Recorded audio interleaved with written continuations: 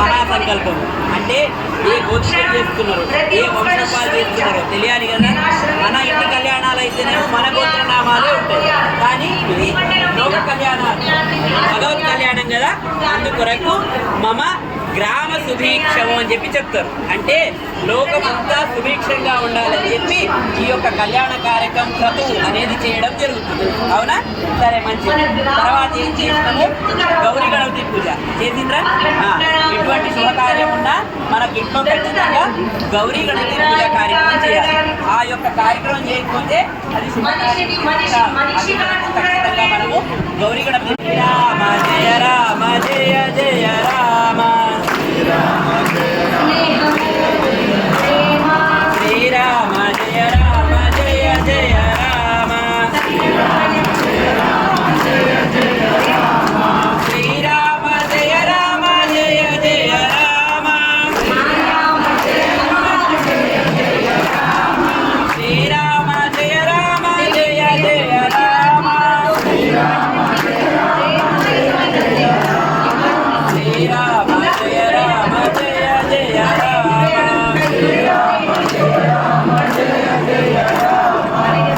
శ్రీరామ జయ రామ జయ జయ రామ శ్రీరామ జయ రామ జయ జయ రామ శ్రీరామ జయ రామ జయ జయ రామ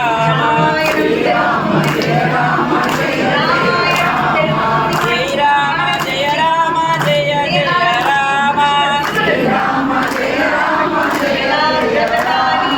శ్రీరామ జయ రామ జయ జయ రామ. అవునవును, already Nirmala madam కూడా వస్తుందంట, 5 నిమిషాల్లో వస్తుందంట.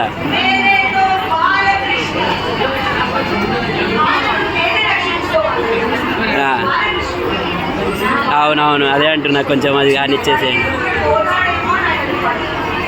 Okay okay.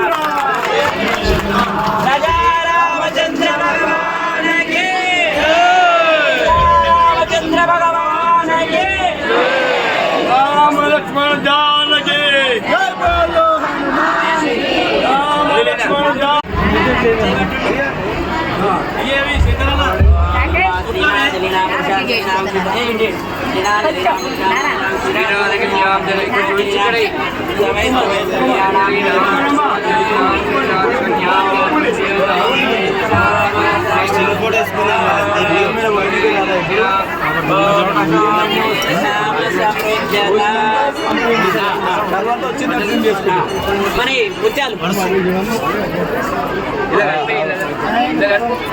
ఇది బట్ట మనదేనా? ఇది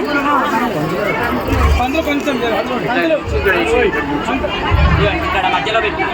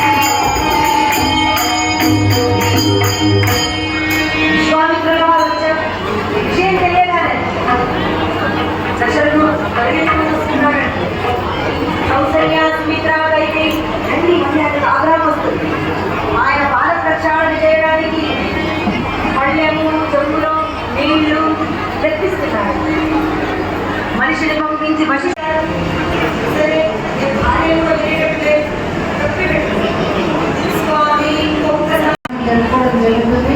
ఇక్కడ చేసిన అమ్మవారికి పెద్దలందరికీ మరి ఏదైనా శ్రీరామనవమి శుభాకాంక్షలు తెలియజేసుకుంటూ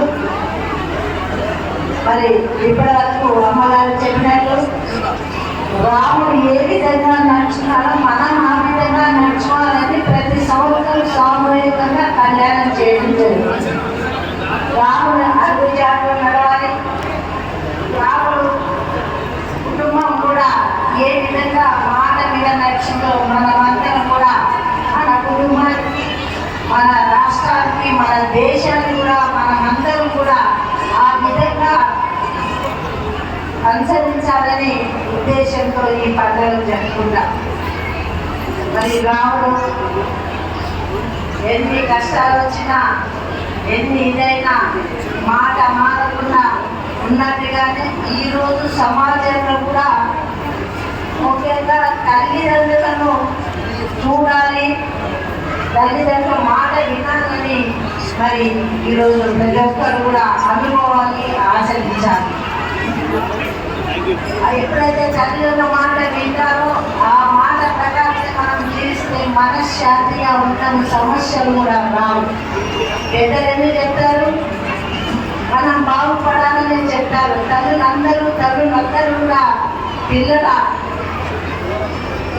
భవిష్యత్తు కోసమే అని చెప్పడం జరుగుతుంది. ముఖ్యంగా ఇప్పుడున్న యువ నాయకులు కానీ, యువకులు కానీ, పెద్దలు కానీ ఇది ఒక్కటి కూడా తప్పకుండా ఈ సంవత్సరం మనమందరం కూడా పాటిద్దామని మీ అందరికీ తెలియజేసుకుంటూ నాకు ఈ అవకాశం ఇచ్చిన మీ అందరికీ ధన్యవాదాలు. అందరిపైన శ్రీరాముడి ఆశీస్సులు అంతగా మనకందరికీ ఆశీర్వాదం ఇవ్వాలని తెలియజేసుకుంటూ సెలవు తీసుకుంటున్నాను. జై శ్రీరామ్.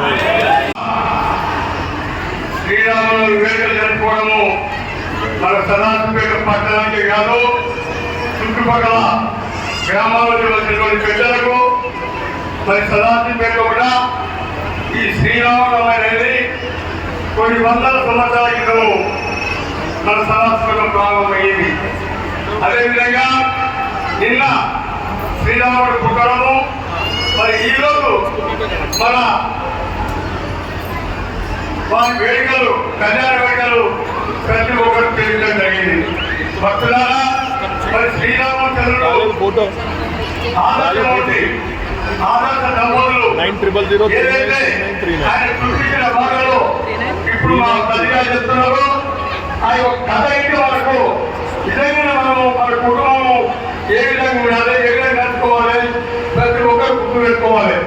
ఎందుకంటే మన శ్రీరామచంద్రుడు చూపించిన భాగంలో కూడా అన్నదమ్ములు కానివ్వండి, మన కుటుంబ సభ్యులు కానివ్వండి, మరి భగవన్నామస్మరణ చేసుకుంటూ మన ముందు జన్మలకి మనం చేస్తున్నాము. అదేవిధంగా సదాశివపేట పట్టణంలో ఏదైతే మన నాయకుడు చేపగలిగి ఉన్నారో ప్రతిసారి మేము కోరికలని శిక్షణ జరుగుతుంది. ఎందుకంటే మరి సంఘాలలో చేస్తారు సార్, మీరు మా సదాశివపేట చేయమని చెప్తే తప్పకుండా నా యొక్క దృష్టి మా నిర్మలమ్మ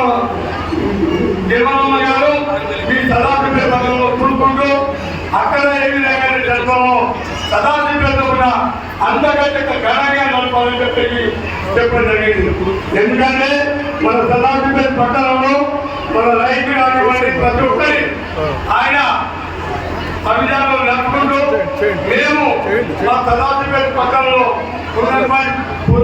సభ్యులము అందరూ కలిసి కనుక పనిచేద్దామని కోరుతున్నాము. ఏ విధంగా అయితే మన సదాశివపేటలో నిమజ్జనం, వినాయక నిమజ్జనం కానివ్వండి, మరి శ్రీరామనవమి కానివ్వండి, మరి ఉగాది పండుగ కానివ్వండి, మేము ప్రారంభించినటువంటి పనులు సదాశివపేటలో కాచికొండ వెంకటేశ్వర కానివ్వండి, ఢిల్లీ వెంకటేశ్వర గుట్ట కానివ్వండి, అభిజెట్టి రంజన్ గుట్ట కానివ్వండి, వేలూరు వెంకటేశ్వరం, నిజాపురం వెంకటేశ్వరం, మొత్తం సదాశివపేటలో ఉన్నటువంటి పెద్దలు వారి దయా సహకారంతో మన మందిరాలు ఇంటి జరిగింది. కనుక మనం మీద వారి అందుబాటులో నడుచుకుంటూ ప్రతి ఒక్కరూ ప్రజల క్షేమం మరింతకు జై శ్రీరామ్.